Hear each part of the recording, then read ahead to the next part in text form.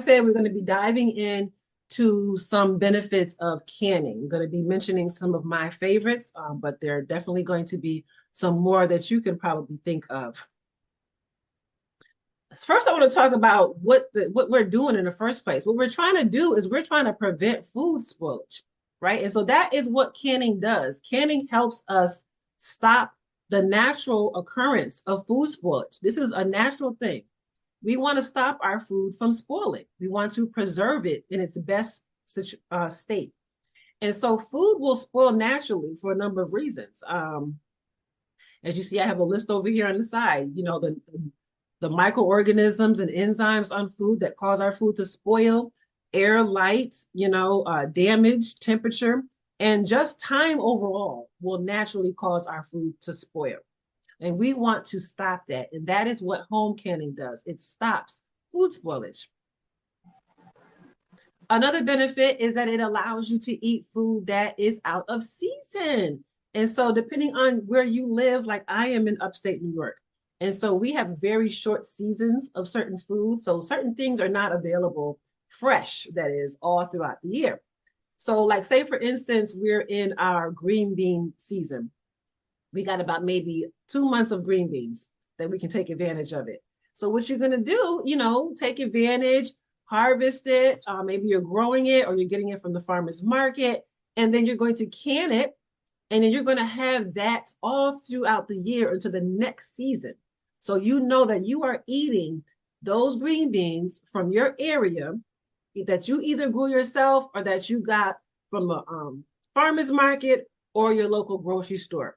All right. You're eating that food until the next season. All right. Could be blueberries, could be cherries. Like I said, where I'm at, the seasons are very short. So I have to take advantage of stuff quickly and can it up so that I can have it throughout the year. Financial savings. Okay. Canning is definitely a way to start to save money, hundreds to even thousands of dollars on your grocery bill, if you're consistent.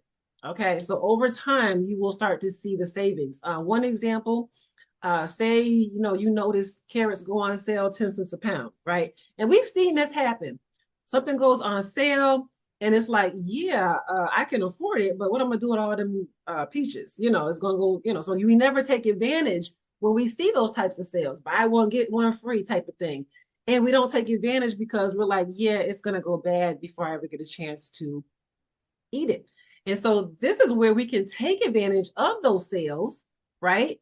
And get a little bit ahead of inflation, because if we're consistent and we do that on a regular basis, then we are no longer going to be, having to always pay the up price in things.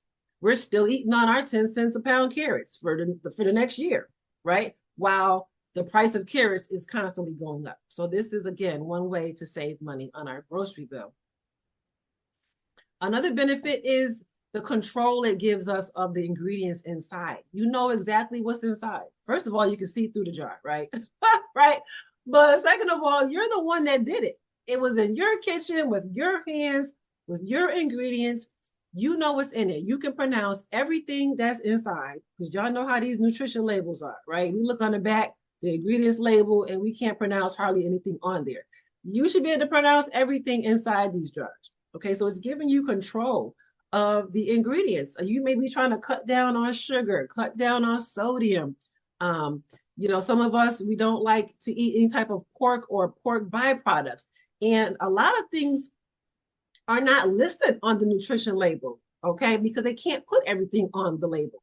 There's only so much that they can put on there. And so you will be surprised that we could be eating things very unbeknownst to us. So this gives us control.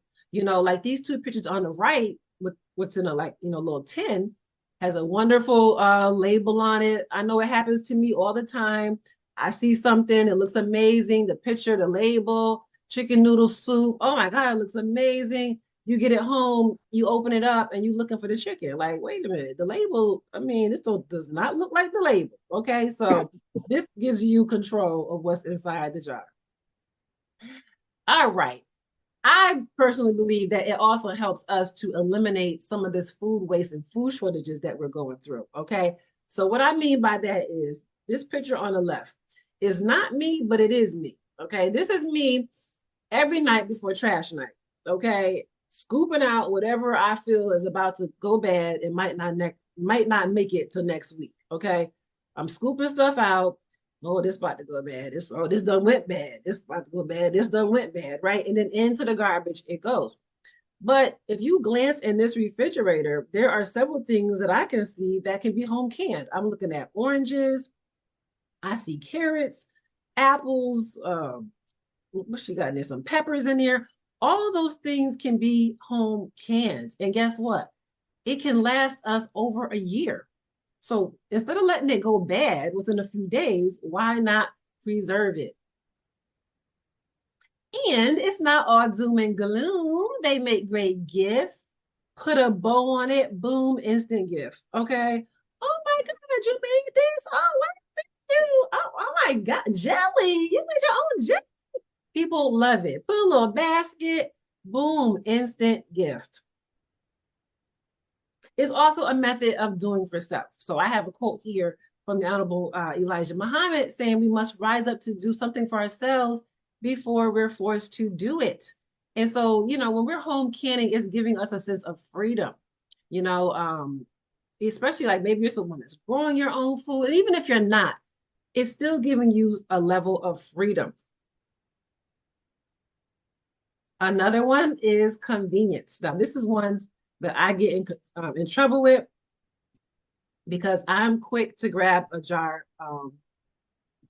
quickly out of my pantry. I got to put you on hold 1 second, sisters. One moment.